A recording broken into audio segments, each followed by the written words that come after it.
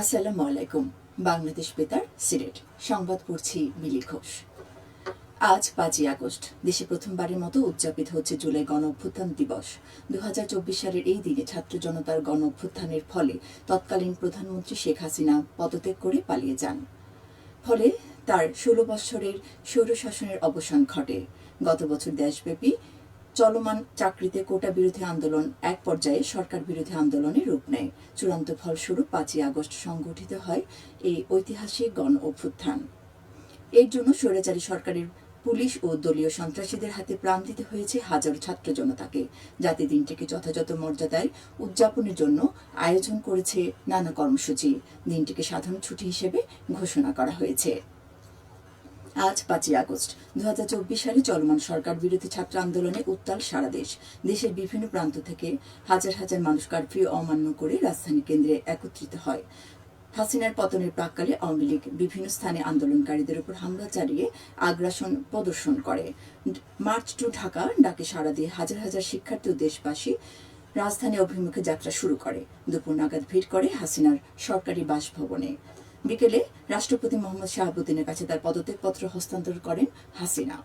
এরপর হাসিনা তার বোন শেখ রেহানাকে নিয়ে সামরিক বিমানে করে প্রতিবেশী দেশ ভারতে পালিয়ে যান।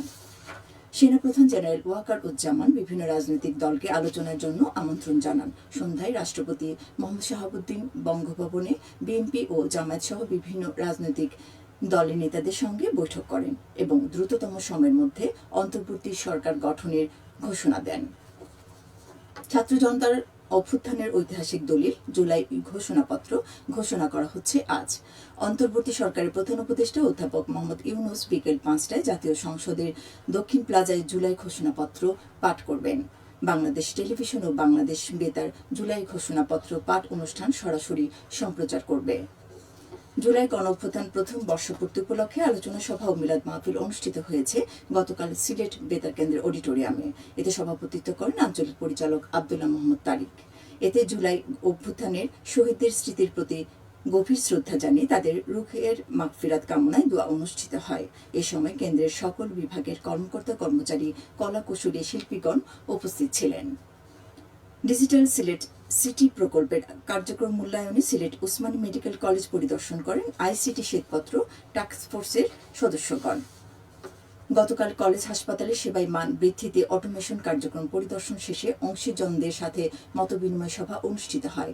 সভায় বক্তারা অটোমেশন, রোগীদের রেজিস্ট্রেশন, সেবা ও ডিজিটাল ব্যবস্থাপত্র প্রাপ্তির ক্ষেত্রে বাধাসমূহ চিহ্নিতকরণের পাশাপাশি বিদ্যমান বিভিন্ন চ্যালেঞ্জ নিয়ে কথা বলেন। সভায় বক্তৃতা করেন টাস্কফোর্সের প্রধান অর্থনীতিবিদ প্রফেসর ডক্টর নিয়াজ আসাদুল্লাহ এবং টাস্কফোর্সের সদস্য বুয়েটের অধ্যাপক ডক্টর রিফাত শাহরিয়ার। এ সময় টাস্কফোর্স ও ডিজিটাল সিলেট সিটি প্রকল্পের প্রতিনিধিগণ সিটি কর্পোরেশনের আওতায় বিভিন্ন স্থানে আইপি ক্যামেরা স্থাপন এবং কোতোয়ালি থানা এলাকাধীন বিভিন্ন স্পটে বিনামূল্যে ওয়াইফাই সেবা প্রদান কার্যক্রম পরিদর্শন করে সেবাগ্রহীতাদের সাথে কথা বলেন এবং ওয়াইফাই কার্যক্রমের অকার্যকারিতার বিষয়গুলো খতিয়ে দেখেন। এরপর টাস্কফোর্সের সদস্যগণ কোতোয়ালি থানাধীন ট্রাফিক কন্ট্রোল রুম পরিদর্শন করেন। এ সময় সিলেট সিটি কর্পোরেশনের ডেপুটি কমিশনার শাহরিয়ার আলম সহ এসএমপির ঊর্ধ্বতন কর্মকর্তাগণ উপস্থিত ছিলেন।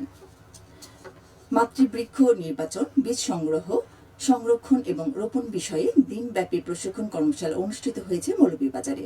জেলা কৃষি সম্প্রসারণ অধিদপ্তরের কৃষক প্রশিক্ষণ কেন্দ্রে গতকাল অনুষ্ঠিত কর্মশালায় প্রধান অতিথি ছিলেন আঞ্চলিক কৃষি গবেষণা ইনস্টিটিউটের মুখ্য বৈজ্ঞানিক কর্মকর্তা ডক্টর মাহমুদুল ইসলাম নজরুল।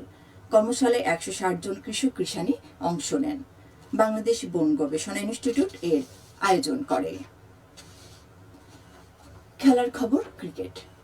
এশিয়া কাপের আগে প্রস্তুতির অংশ হিসেবে 3 ম্যাচের একটি টি-20 সিরিজ খেলবে বাংলাদেশ ও নেদারল্যান্ডস জাতীয় ক্রিকেট দল। সিরিজের সব ম্যাচই অনুষ্ঠিত হবে সিলেট আন্তর্জাতিক ক্রিকেট স্টেডিয়ামে।